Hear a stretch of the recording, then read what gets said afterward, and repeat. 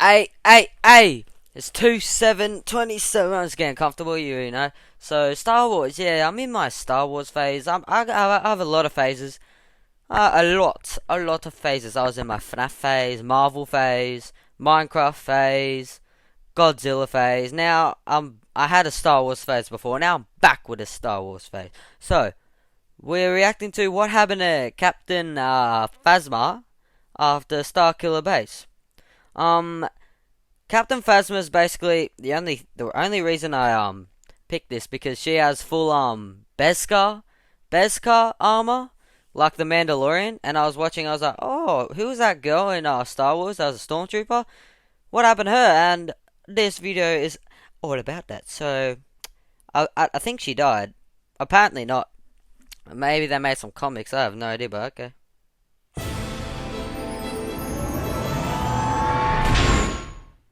The last time we saw Captain Phasma in The Force Awakens, she was being thrown into the trash compactor on Starkiller Base. It's Oh, is that her? Ugh. She's ugly, bro. long been Keep the confirmed mask that on. she survived the destruction of the superweapon, but the new Captain Phasma comic has finally told us how she escaped and made her way Bro, they back. all escape. Boba Fett escaped the Garlac. I hope I'm get. I hope I'm getting these names right. I hope.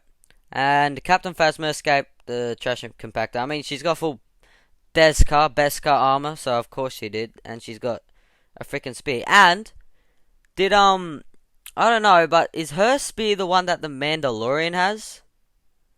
Or because I don't really know the timeline in that. It's so confusing. To the remainder of the First Order. Before she could escape the base, her first priority was making sure nobody knew of her involvement in the Resistance attack. She made her way back to the computer terminal where she was forced at blaster point to lower the shields. She deleted any records of her access, but also noticed that one Lieutenant Rivas had already investigated the matter, and he likely knew she was to blame. She set off to hunt him down, execute Wait, is she a good guy now? Was she? I'm so confused. him, and frame him for her crimes. She chased him through the snow and witnessed Kylo Ren's lightsaber duel with Rey, but continued her pursuit. Rivas escaped in a TIE fighter, so she commandeered a starfighter of her own along with its pilot and a First Order BB unit. Okay. Together they escaped the destruction of Starkiller Base. They chased Rivas to the rocky and barren planet of Liprora, but when they caught up to his TIE, they found evidence that he had been taken captive by someone or something. Oh, After what is finding it? a settlement, Phasma and the pilot changed out of their armor to hide their First Order affiliation. Shortly Bro, after, just take the helmet off and get some new helmet. Just make a new helmet. Because that armor's sick as. they came into contact with the Liproran people, who explained that their quarry had been taken by aggressive creatures known as the Rora.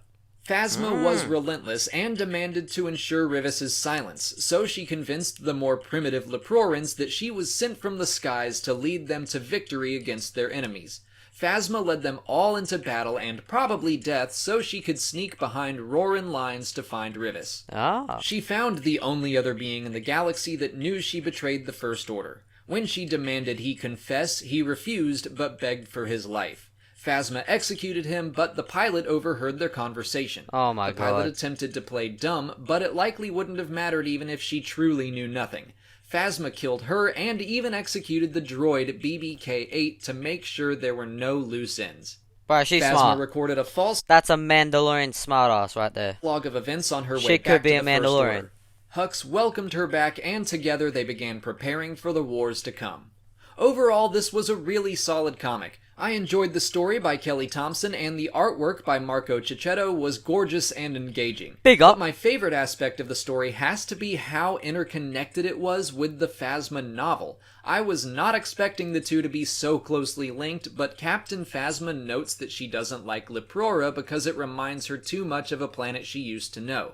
She is referring to Parnassos, her homeworld, which was another very rocky wasteland. As she climbs the rocks of Liprora, she even has a flashback to her time on Parnassos, and we see characters from the book, Civ, Torben, and Frey.